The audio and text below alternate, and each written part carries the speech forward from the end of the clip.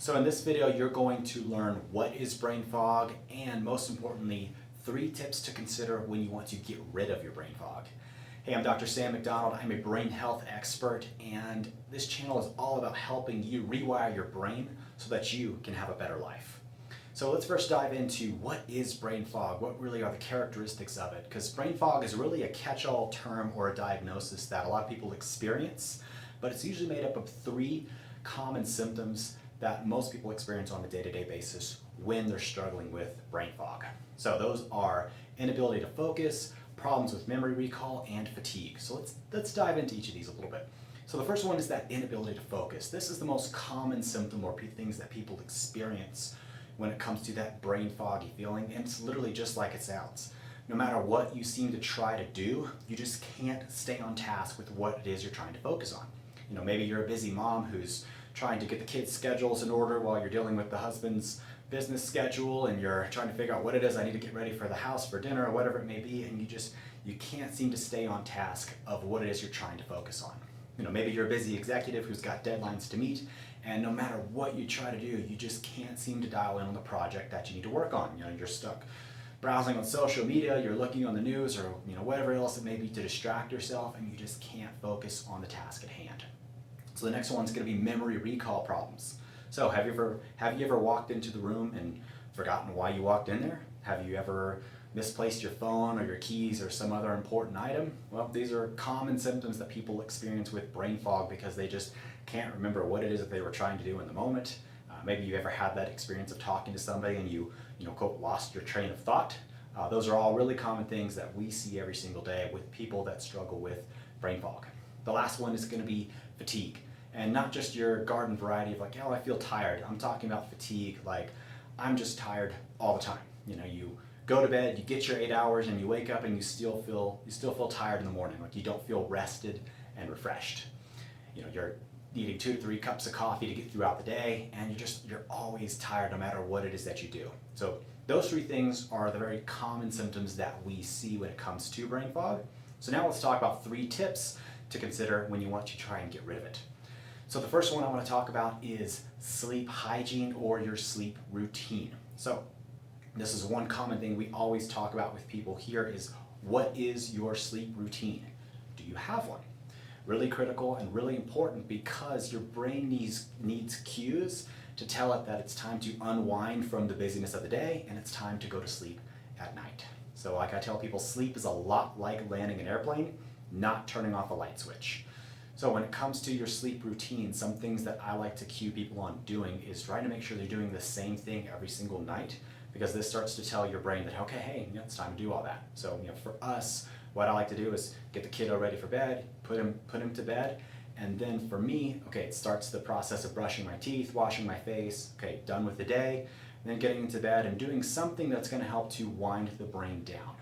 Most importantly, what you don't want to do is be around electronics. So your phone, tablet, TV, video games, all those kind of things, you want to make sure you're not looking at that kind of stuff at least an hour before you go to bed. Because electronics, the blue light coming from there, is going to cue your brain that you need to be awake and not asleep. So you need to make sure those are put away, again, preferably in another room where you don't sleep. So now when it comes to the rest of the routine, something to help wind your brain down. Maybe it's reading. For some people that may be too stimulating, so you can go through a what I call a progressive muscle relaxation exercise where you're feeling all the tension maybe in your shoulders or your neck or your low back, and you're just laying there and just feel those muscles relax. That's what you want to do, is get the body to just relax and be comfortable. Also, you can do some nice deep breathing exercises down into the belly. This is another little tool we use in the office to start to calm the brain down from the busyness of the day. Okay, the next tip you want to consider when it comes to getting rid of your brain fog is, do you have any food sensitivities? So highly processed foods, fast foods, foods high in sugar are all really inflammatory to the body. Inflammation is a lot like a wildfire. It's going to spread everywhere, and it's really going to spread up into the brain and damage the parts of the brain that are needed for focus, attention, and memory. So those kind of foods are very detrimental, but what a lot of people don't realize is that there are other foods that they may be sensitive to, foods that you eat more often, that can lead to this same kind of inflammatory response. Some of the more common ones we see that people don't realize are things like broccoli, avocado, and coconut. right? And we're all thought those are really healthy foods. I should be eating those foods every day. But you may be a person who has a sensitivity to those, meaning when you eat that food, it goes down into your digestive system, it gets into the bloodstream after it's been broken down, and your body is tagging those food particles as foreign invaders, thus kickstarting that whole inflammatory process.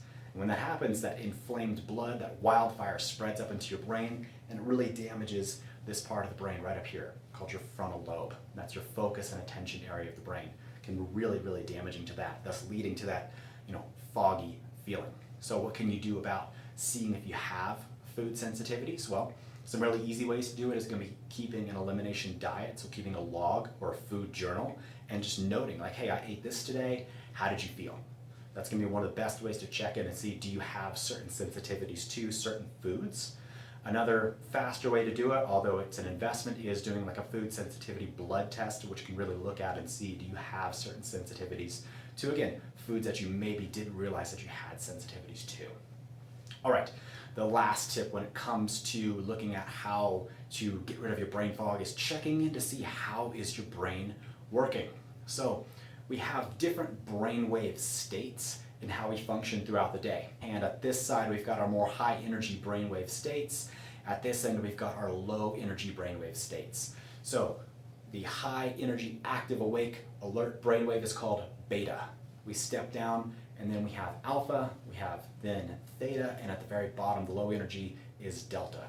So beta is your active, awake, and alert energy brainwave. This is the brainwave that you need when you're awake, you're at work, you're focusing on tasks, you need to get things done, you're navigating traffic, you're dealing with deadlines, you're trying to pick up the kids and take them from one place to the next.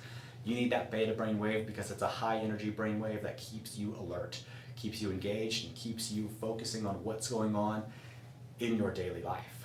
Now, at the end of the day, what should happen is we should start to dial in that alpha brainwave. This is your active, awake, but you're relaxed brainwave state. Think of like you just finished up with the work from the day, you're heading home to go unwind with the family, maybe you're going out with a friend to have a drink or have dinner, you're in this alpha brainwave state.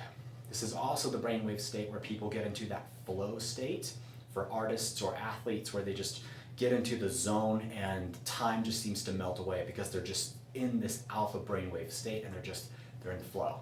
So that happens here. The next brainwave state is theta.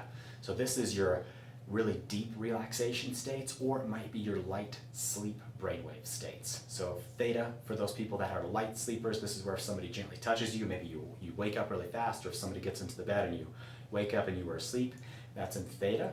This is also where we dream, and it's a really, really important brainwave state, especially in our sleep cycles, because when we dream, this is where we do our own internal psychotherapy from the emotional stress throughout the day, as well as this is where we catalog all that information from short-term memory to long-term memory. So theta is really, really important. The last one is delta, and this is where we get into that deep, what I call dead to the world sleep, and this is where your body charges up that internal battery. This is where your body does its literally physical regeneration, where you heal.